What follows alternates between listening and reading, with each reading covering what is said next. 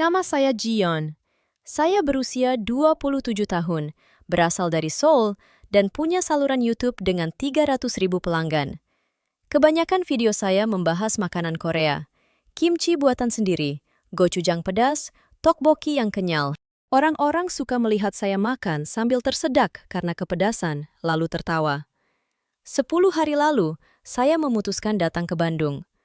Bukan karena jatuh cinta pada Indonesia, tentu saja. Saya butuh konten baru. Judul series sudah saya siapkan. Gadis Korea coba street food Indonesia. Apakah bisa bertahan tanpa kimchi? Saya bawa 5 koper besar. Semuanya penuh kimchi yang saya fermentasi sendiri selama 3 bulan. Total hampir 40 kilogram. Saya bilang pada ibu, kalau makanan di sana tidak enak, setidaknya aku tidak kelaparan. Ibu hanya tertawa, tapi saya serius. Pesawat mendarat di Bandara Hussein Sastranegara sore hari.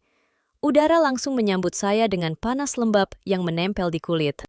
Saya tarik napas dalam, mencium bau bensin campur asap knalpot. Tidak enak sama sekali. Di luar bandara, taksi online sudah menunggu. Sopirnya tersenyum lebar sambil membukakan pintu. Saya angguk sekilas, lalu duduk di belakang sambil memeluk tas kamera. 5 koper saya susah payah dimasukkan ke bagasi. Sopir bertanya dalam bahasa Inggris yang terbata-bata. Mau kemana, Mbak? Hotel di daerah Braga, jawab saya singkat. Perjalanan memakan waktu lebih dari 1 jam. Macet. Mobil berhenti-berhenti seperti ulat raksasa yang kelelahan. Klakson berbunyi di mana-mana. Saya lihat sepeda motor menyelinap di sela-sela mobil, hampir saja menyenggol kaca jendela. Jantung saya berdegup kencang. Di Seoul, kemacetan seperti ini jarang terjadi. Sampai di hotel, saya langsung menyeret koper-koper itu ke kamar lantai 7. Petugas hotel membantu, tapi saya tetap gelisah. Bagaimana kalau kimchi rusak karena panas? Saya buka satu koper, mencium aroma asam yang sudah saya kenal sejak kecil. Lega. Masih aman. Malam pertama, saya tidak langsung tidur. Saya buka laptop, edit video perkenalan. Di layar, saya tersenyum sambil memegang toples kimchi besar. Halo teman-teman, besok kita mulai petualangan di Bandung. Doakan aku ya, supaya tidak kelaparan. Saya upload, lalu tidur dengan perut kosong, tapi hati tenang. Kimchi ada di samping tempat tidur seperti penjaga setia. Keesokan paginya, saya bangun karena suara azan subuh yang menggema lembut. Saya buka tirai. Matahari baru naik. Sinarnya kuning keemasan menyusup di antara gedung-gedung tua Braga. Cantik, tapi saya tidak mau terlalu terkesan. Saya harus tetap objektif untuk konten. Saya turun ke jalan dengan kamera kecil di tangan. Tujuan pertama, sarapan. Saya sudah riset, ada warung sate dekat hotel. Bau asap bakaran sudah tercium dari kejauhan. Perut saya keroncongan, tapi saya ingatkan diri sendiri. Ini hanya untuk konten. Warungnya kecil. Meja-meja plastik warna-warni, kursi rendah, kipas angin berputar pelan. Beberapa orang sudah duduk makan. Saya pilih meja di sudut, pesan sate ayam 10 tusuk plus nasi. Sate datang. Potongan daging kecil, bumbu kacang kental di atasnya. Saya ambil 1 tusuk, celup ke sambal, lalu gigit. Rasa pertamanya manis. Lalu pedasnya menyusul, tapi bukan pedas gochujang yang saya biasa makan. Pedas ini lebih ringan, lebih harum rempah. Dagingnya empuk, lemaknya meleleh di lidah. Saya gigit lagi. Dan lagi. Dalam 5 menit, 10 tusuk habis. Saya menatap piring kosong. Apa yang baru saja terjadi? Saya bahkan lupa merekam reaksinya dengan benar. Hanya ada beberapa detik buram di kamera. Saya bayar, lalu keluar warung dengan langkah agak linglung. Di trotoar, angin pagi membawa aroma baru, gorengan. Saya ikuti hidung saya tanpa sadar. Ada gerobak kecil menjual batagor. Ibu penjualnya tersenyum sambil menggoreng sesuatu yang terlihat seperti bakso tapi pipih. Saya pesan 1 porsi, untuk dicoba sedikit saja. Batagor disiram bumbu kacang yang sama, ditambah kecap manis dan air jeruk nipis. Saya suap 1 potong. Kulitnya renyah, isinya lembut berisi ikan. Rasa asam manis pedas bercampur sempurna. Saya makan lagi. Piring kosong dalam waktu singkat. Saya berdiri di trotoar, memandang keramaian pagi Bandung yang mulai ramai. Perut saya kenyang, benar-benar kenyang, dan enak. Tapi saya masih punya 5 koper kimchi di kamar hotel yang belum saya sentuh. Saya tidak tahu harus merasa apa. Mungkin ini baru hari pertama. Masih ada 9 hari lagi. Saya pasti akan bosan dengan makanan ini cepat atau lambat. Benar kan? Hari kedua di Bandung dimulai dengan hujan gerimis. Saya membuka tirai kamar hotel, melihat jalan Braga basah berkilau. Air menetes dari atap bangunan tua bergaya kolonial. Bau tanah basah bercampur asap knalpot naik sampai ke lantai 7. Saya mengernyit. Di Seoul, hujan seperti ini membuat orang buru-buru mencari payung dan lari ke kafe tertutup. Di sini, orang-orang tetap berjalan santai, bahkan ada yang tersenyum sambil mengayuh sepeda ontel tua.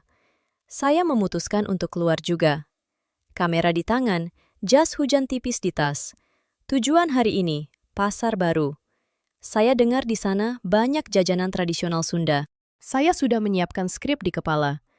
Hari ini kita coba makanan pasar yang katanya murah, tapi apa benar higienis?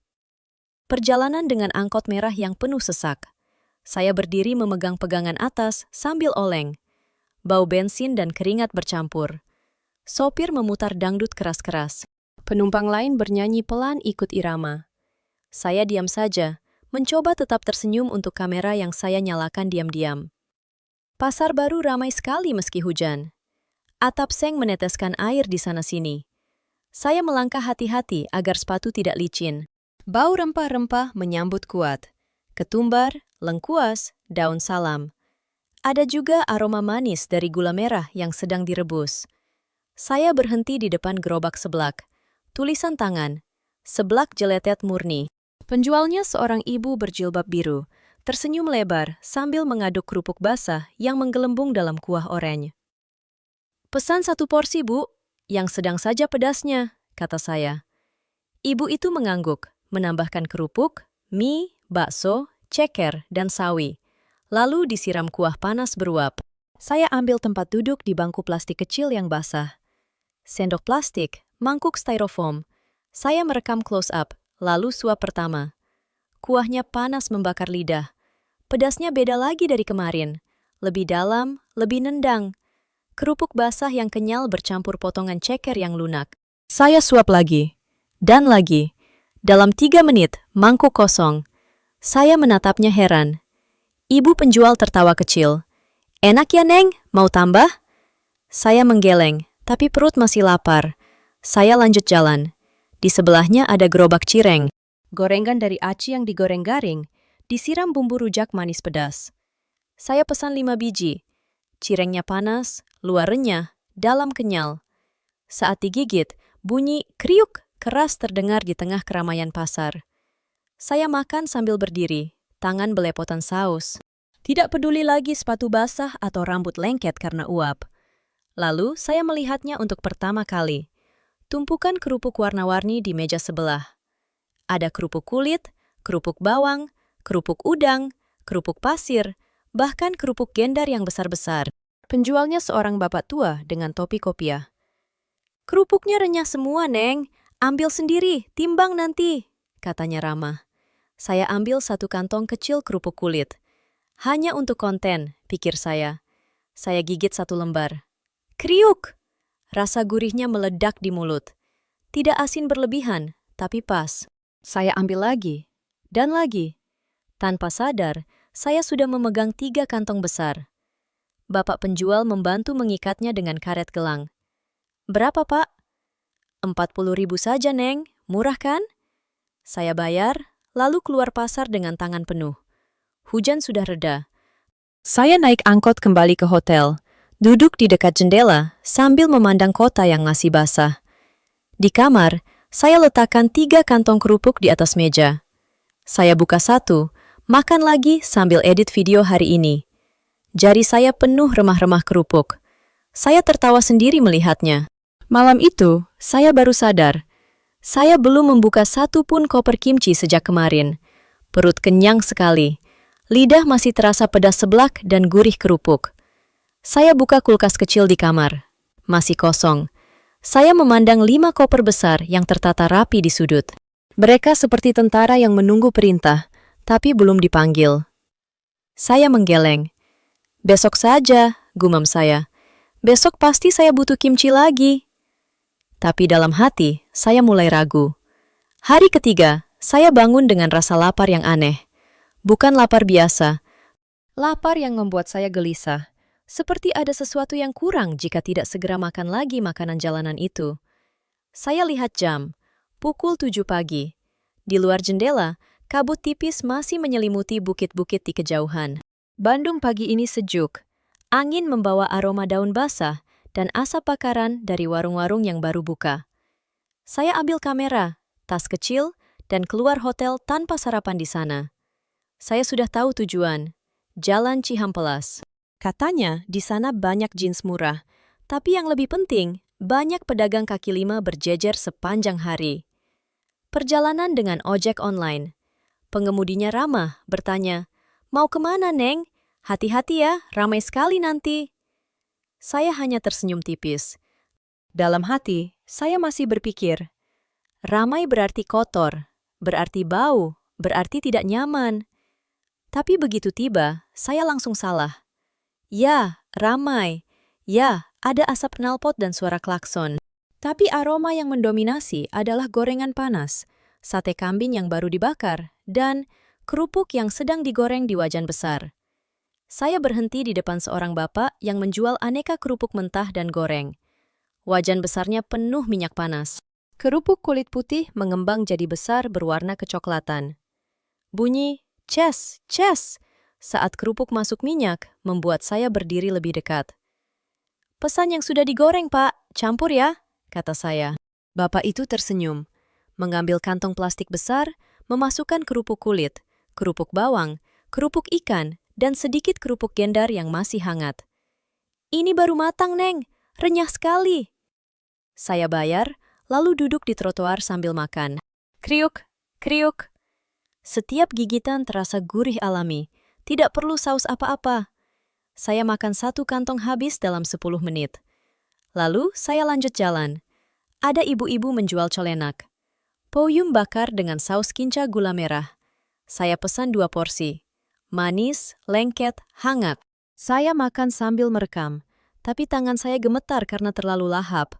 Siang harinya, saya naik angkot ke arah Dago. Mau cari tempat yang lebih tenang, katanya ada kafe dengan pemandangan kota. Tapi di tengah jalan, saya lihat spanduk kecil. Kue Ape an Surabi en Hai. Saya turun tanpa pikir panjang. Warungnya sederhana, meja kayu, kursi bambu.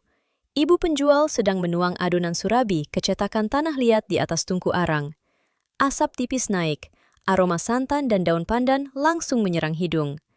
Saya pesan surabi oncom dan surabi kinca. Tunggu 10 menit. Ibu itu tidak buru-buru. Dia mengobrol dengan tetangga sebelah, tertawa kecil sambil tetap mengawasi api. Saya sempat kesal dalam hati. Di Seoul, pesanan datang cepat. Tapi saat surabi akhirnya datang, panas beruap, saya paham mengapa lambat. Teksturnya lembut di dalam, renyah di pinggir. Oncomnya gurih asin, kinca manis legit. Saya makan pelan-pelan, menikmati setiap suap. Ibu penjual mendekat, menyekat tangan di celemek.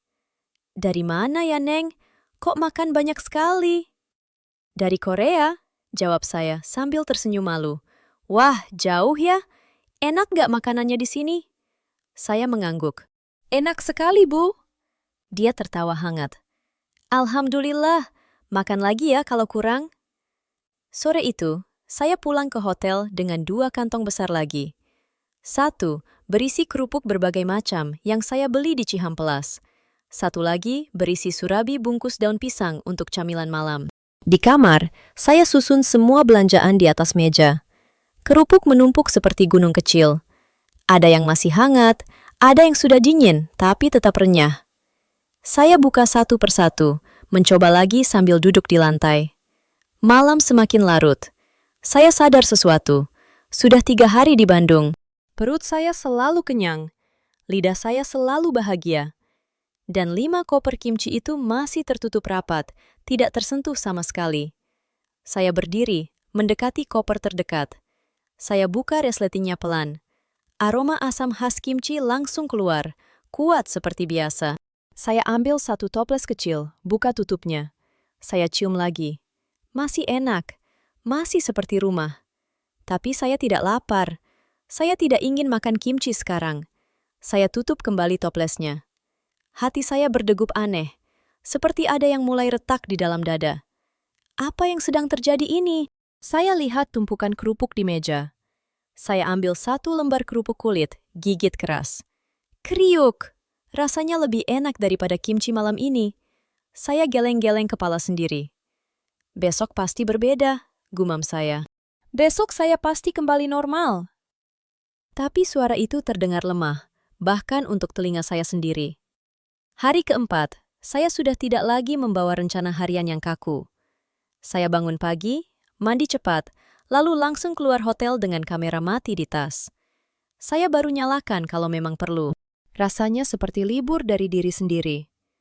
Pagi itu, saya naik angkot ke arah Lembang. Katanya di sana ada pasar terapung dan banyak makanan pagi yang hangat. Angkot penuh, tapi kali ini saya tidak kesal. Saya duduk di dekat jendela. Angin dingin gunung menerpa wajah. Bau kopi tubruk dari termos penumpang sebelah tercium harum. Sampai di pasar Lembang, udara lebih sejuk. Kabut masih menyelimuti stol-stol kayu. Saya langsung tertarik pada aroma susu jahe yang panas.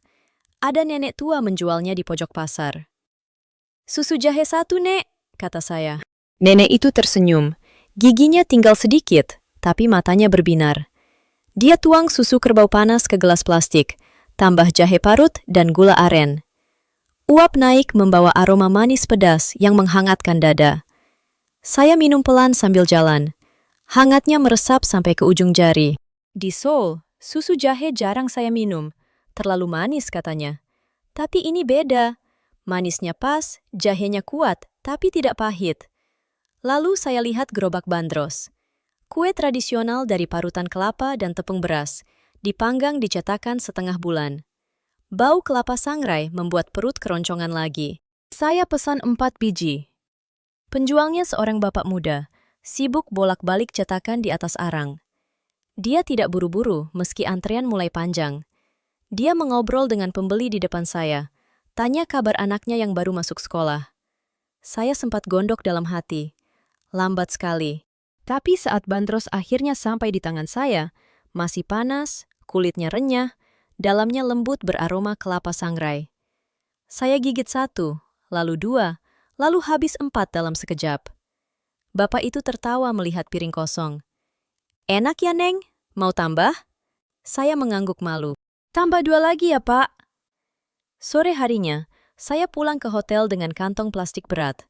Di dalamnya, 2 kilo kerupuk kulit mentah yang saya beli dari seorang ibu di pasar, 1 kilo kerupuk gendar, dan beberapa bungkus kecil kerupuk warna-warni yang katanya spesial dari Lembang.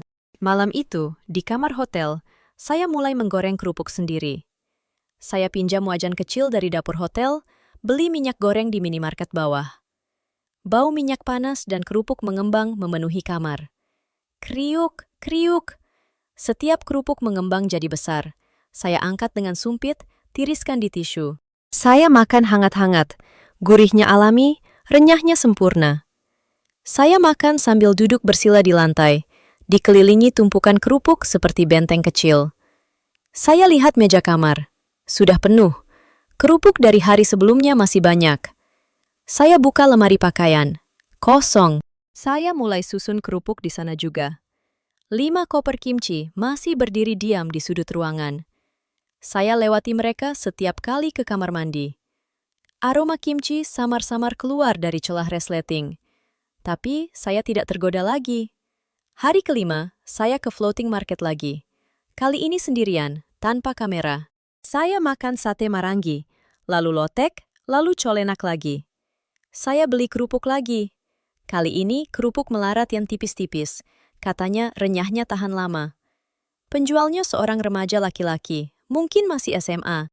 Dia membantu saya pilih yang terbaik. Cerita bahwa kerupuk ini dibuat ibunya sendiri di rumah. "Kalau dibawa ke luar negeri tahan lama, Kak. Tidak mudah melempem," katanya bangga. Saya tersenyum. "Bagus, Aku mau bawa pulang banyak. Dia tambah bonus 1 bungkus kecil. Gratis ya, Kak? Biar ketagihan. Saya pulang sore itu dengan 3 kantong lagi. Di hotel, saya mulai khawatir. Koper pakaian saya sudah penuh kerupuk. Tas kamera juga. Bahkan tas kecil saya penuh remah-remah. Saya hitung hari. Tinggal 5 hari lagi di Bandung. Tiket pulang sudah fix. Bagasi maksimal 30 kilogram.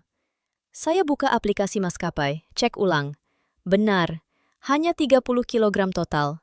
Saya pandang 5 koper kimchi, masing-masing 8-10 kilogram.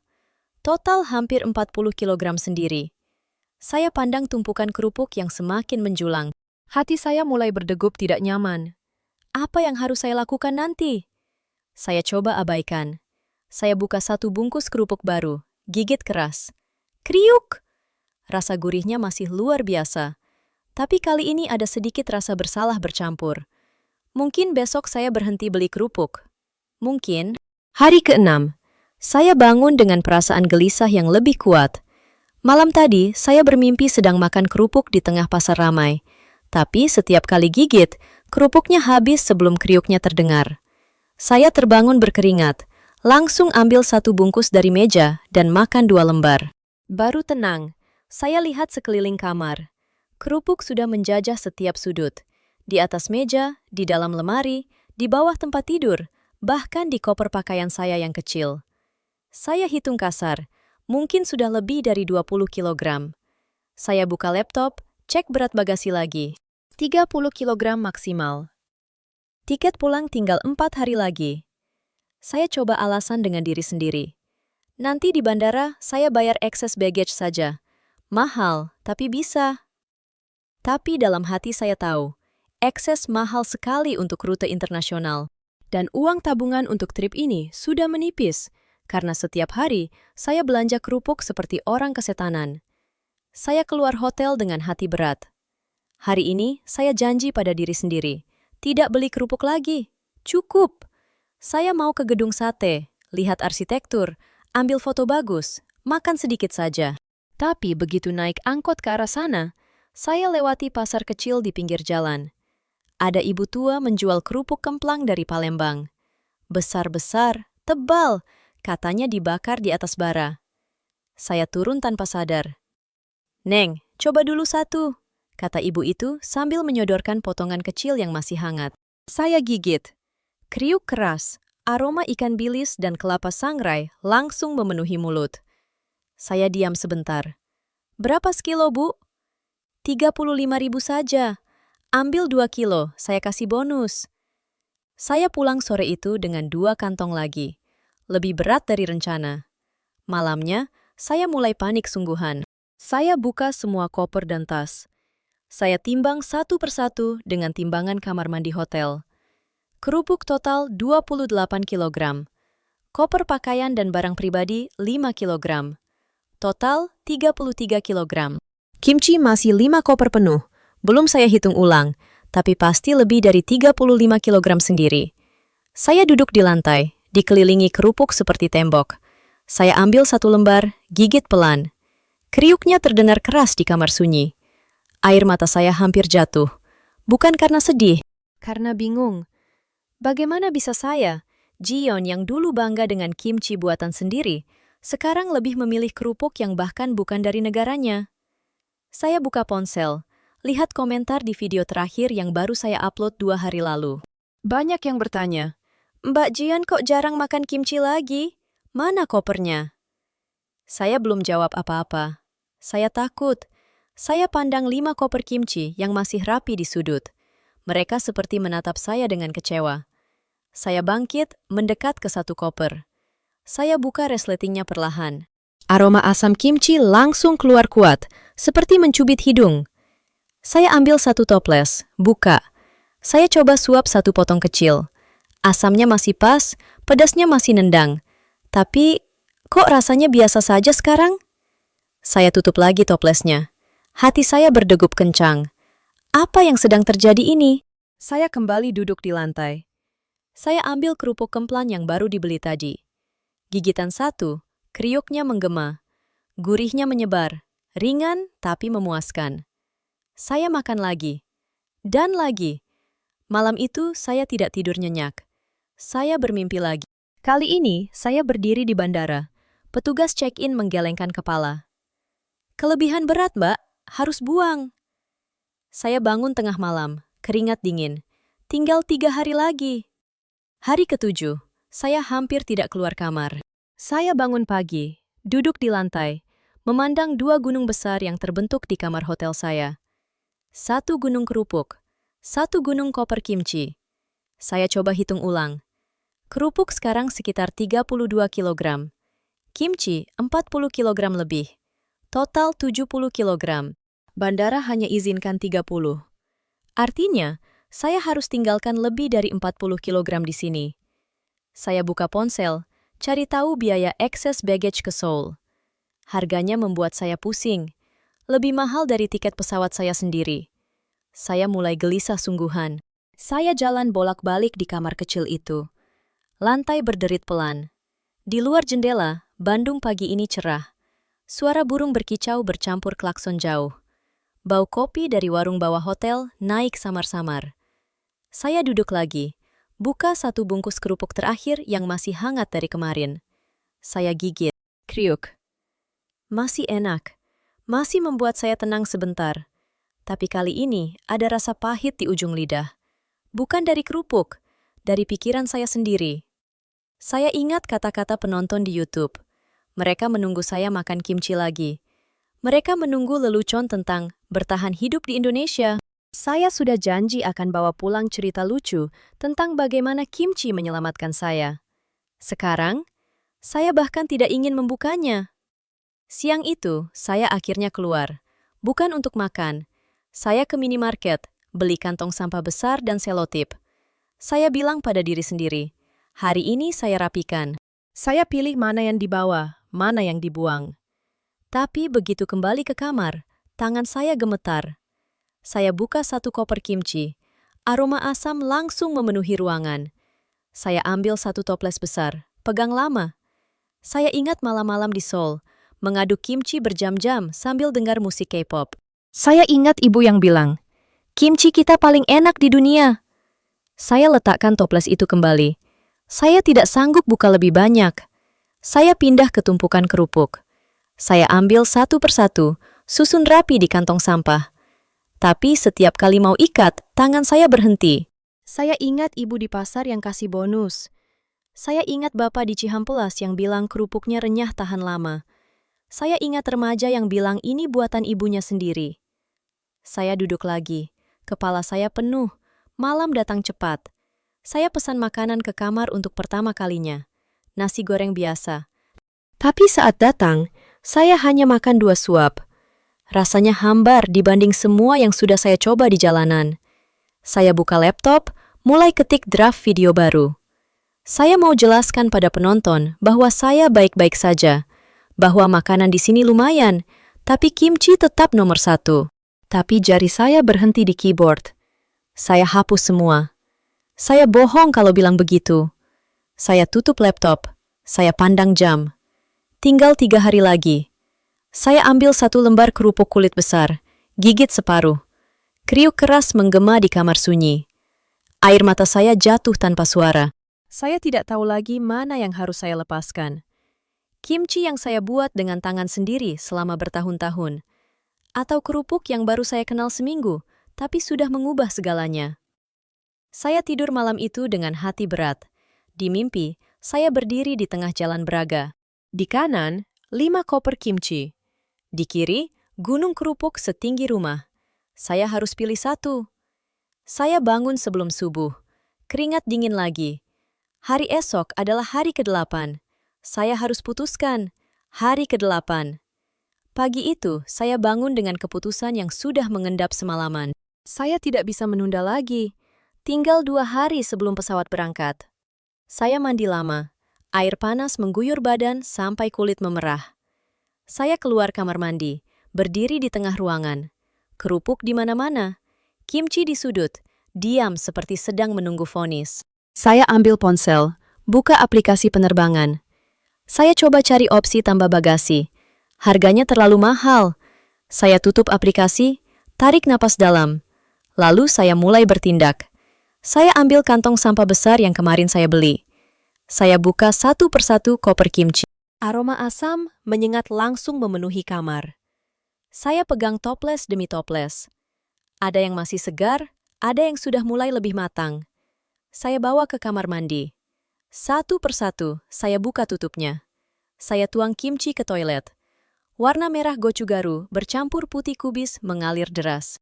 Saya tekan flush. Suara air berisik menutupi detak jantung saya yang kencang.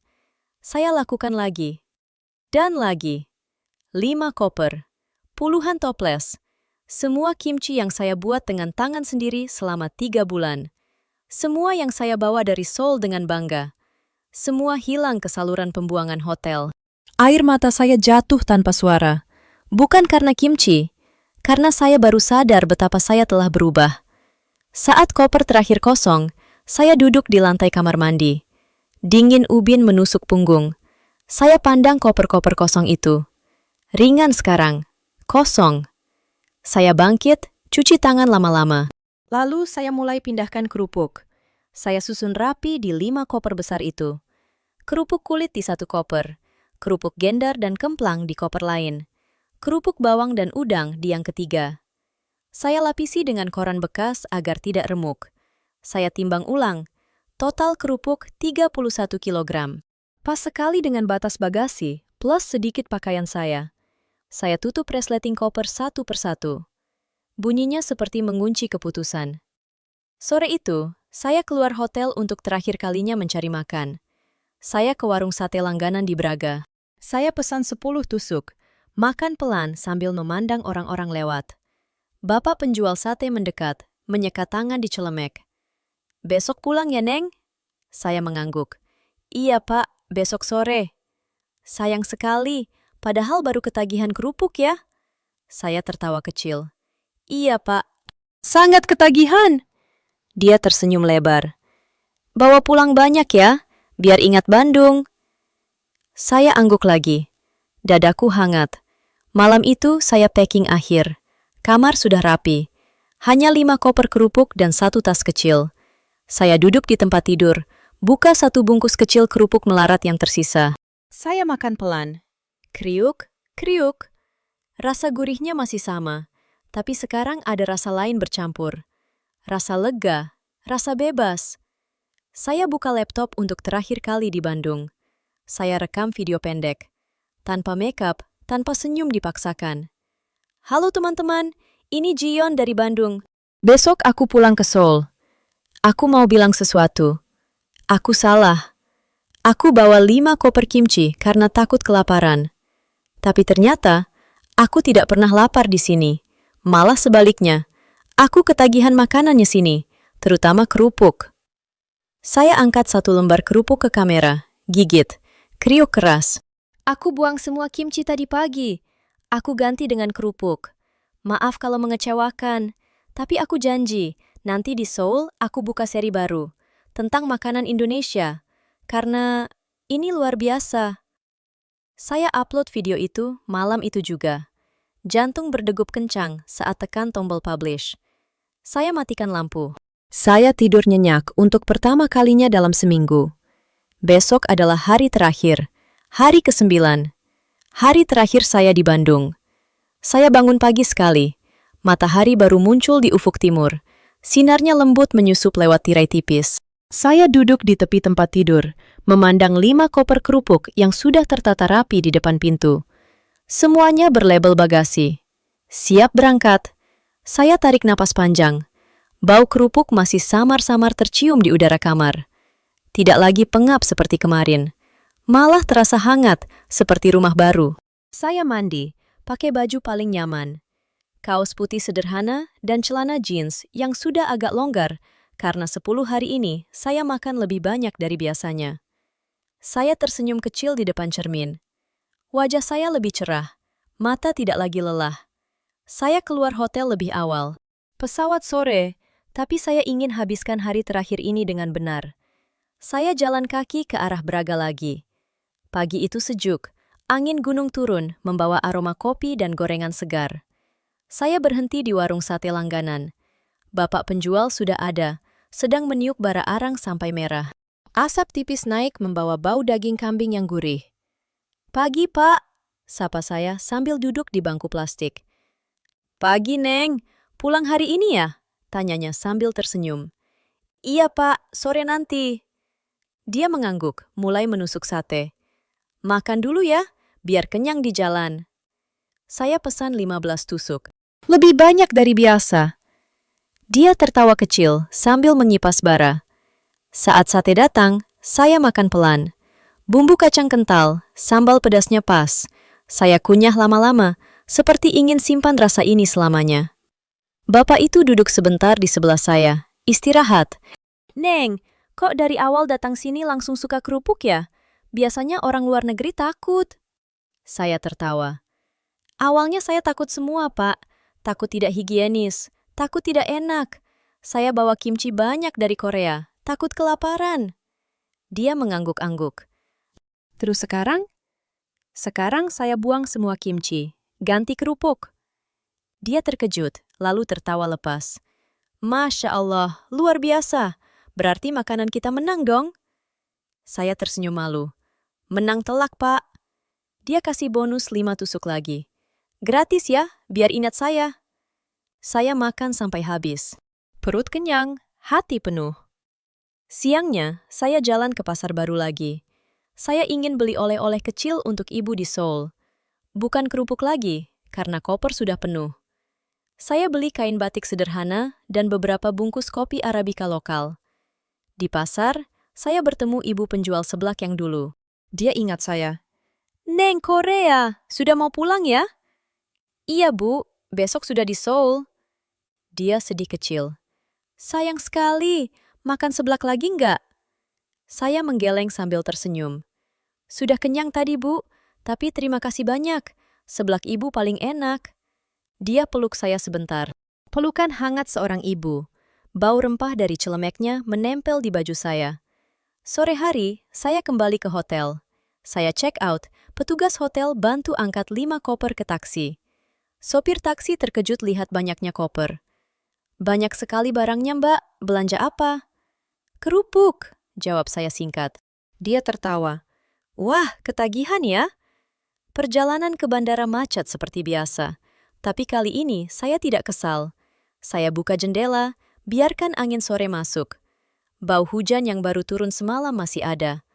Campur asap knalpot dan aroma makanan dari pinggir jalan. Di bandara, check-in lancar. Petugas timbang bagasi. 31 kilogram. Pas. Dia tersenyum. "Kerupuk semua ya, Mbak. Hati-hati remuk." Saya angguk. "Iya, makasih." Saya duduk di ruang tunggu. Saya buka tas kecil, ambil 1 bungkus kerupuk melarat yang saya simpan khusus. Saya makan pelan, sambil memandang pesawat-pesawat di luar. Kriuk, kriuk.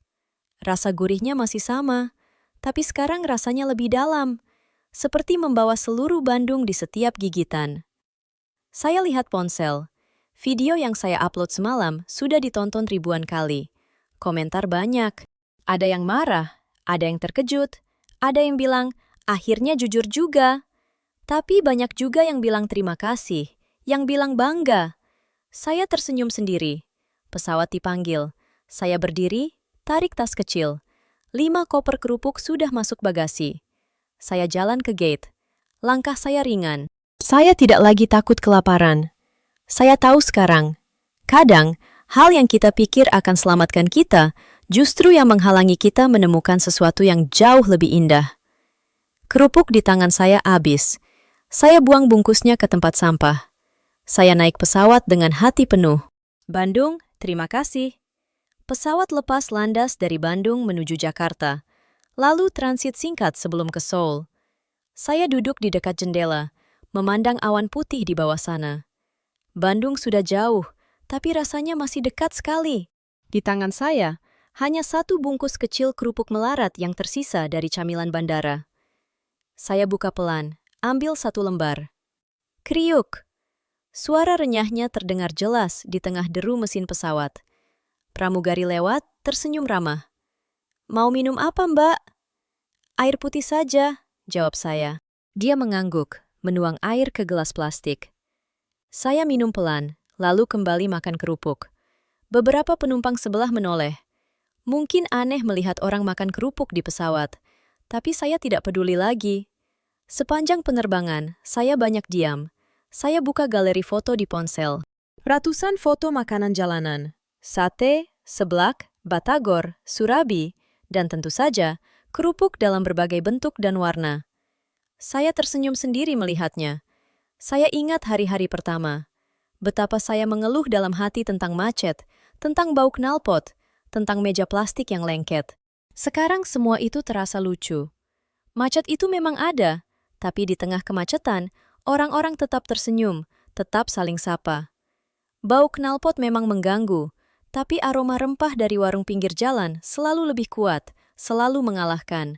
Saya ingat juga saat makan batagor di pasar. Tangan belepotan saus, sepatu basah kena cipratan air comberan. Dulu saya jijik, sekarang saya rindu. Pesawat mendarat di Incheon malam hari. Udara Seoul dingin menusuk tulang. Saya pakai jaket tebal, tarik napas dalam. Bau udara musim dingin yang kering, tanpa rempah, tanpa asap bakaran. Saya ambil troli bagasi, tunggu lama di conveyor belt. Akhirnya, 5 koper kerupuk muncul satu persatu. Petugas bea cukai memandang curiga. "Isi apa ini semua, Mbak?" "Kerupuk," jawab saya tenang. Dia minta buka satu. Saya buka. Dia lihat tumpukan kantong plastik berisi kerupuk, tertawa kecil. "Banyak sekali. Untuk dijual?" "Tidak, untuk dimakan sendiri dan dibagi ke teman." Dia mengangguk, lambaikan tangan. "Selamat datang kembali." Saya naik taksi pulang ke apartemen kecil di Gangnam. Sopir taksi bicara tentang cuaca dingin, tentang salju yang akan turun minggu depan. Saya angguk-angguk saja, pikiran melayang ke Braga yang hangat. Sampai di rumah, saya susah payah angkat 5 koper ke lantai 4. Pintu apartemen terbuka. Bau ruangan yang lama kosong menyambut. Bersih, tapi dingin. Saya letakkan koper-koper di tengah ruang tamu. Saya buka satu persatu. Kerupuk masih utuh, tidak banyak yang remuk. Saya susun di lemari dapur, yang dulu penuh toples kimchi kosong. Malam itu, saya masak mie instan Korea biasa. Saya makan sambil duduk di sofa. Rasanya biasa saja. Tidak ada kriuk, tidak ada kejutan. Saya buka lemari, ambil 1 bungkus kerupuk kulit. Saya tabur di atas mie. Kriuk. Seketika rasanya hidup lagi. Saya tertawa sendiri. Masya Allah, luar biasa sekali. Besok saya harus kembali ke rutinitas. Edit video lama, balas komentar, rencanakan konten baru. Tapi sekarang saya tahu arahnya. Saya buka laptop, buat channel baru di YouTube. Namanya Jion Cinta Indonesia. Deskripsi singkat. Dari kimchi ke kerupuk. Perjalanan rasa yang tidak pernah saya duga. Saya upload teaser pendek. Hanya saya duduk di dapur, makan kerupuk sambil tersenyum. Halo lagi teman-teman, aku sudah pulang, dan aku bawa oleh-oleh spesial. Tunggu seri baru ya. Saya tekan publish. Lalu, saya matikan lampu. Seoul malam itu dingin, tapi hati saya hangat. Kerupuk di meja dapur masih banyak. Cukup untuk berbulan-bulan. Cukup untuk mengingatkan saya setiap hari. Mungkin saya salah paham sejak awal. Tentang makanan, tentang orang, tentang apa yang benar-benar membuat hidup ini enak. Beberapa minggu berlalu sejak saya kembali ke Seoul. Musim dingin sudah datang. Salju tipis menutupi trotoar Gangnam. Udara kering, angin menusuk. Orang-orang berjalan cepat, kepala tertunduk di balik syal tebal. Saya berdiri di dapur apartemen kecil saya. 5 koper kerupuk sudah saya pindahkan ke rak-rak kayu yang saya beli khusus. Mereka tertata rapi. Kerupuk kulit di rak atas. Kerupuk gendar di rak tengah. Yang kecil-kecil di rak bawah. Masih banyak. Masih renyah. Channel baru saya, Jion Cinta Indonesia, tumbuh cepat. Video pertama tentang perjalanan kerupuk saya sudah ditonton ratusan ribu kali. Komentar datang dari mana-mana. Ada yang dari Indonesia, bilang terima kasih. Ada yang dari Korea, bilang penasaran mau coba. Saya mulai rekam video baru. Kali ini, saya masak makanan Indonesia sederhana di dapur. Seblak instan yang saya bawa pulang. Batagor frozen yang saya beli online dari Bandung. Dan tentu saja, kerupuk sebagai teman wajib. Saya gigit kerupuk di depan kamera. Kriuk keras, saya tersenyum. Ini suara yang paling saya rindukan, kata saya pada penonton. Di Bandung, suara ini ada di mana-mana. Di pasar, di pinggir jalan, di warung kecil. Saya cerita lagi tentang macet yang membuat saya kesal dulu. Tapi sekarang saya tahu, di balik macet itu ada cerita. Ada ibu yang buru-buru pulang masak untuk anak. Ada bapak yang antar barang dengan sepeda motor tua. Ada anak muda yang saling bercanda di angkot. Saya cerita tentang pasar yang ramai dan berbau. Tapi bau itu bukan bau kotor. Bau rempah hidup, bau gula merah meleleh, bau ikan segar yang baru ditangkap. Saya cerita tentang orang-orang yang lambat melayani, tapi selalu tanya kabar dulu. Bukan karena tidak profesional, tapi karena mereka peduli. Saya tidak bilang langsung bahwa Indonesia luar biasa.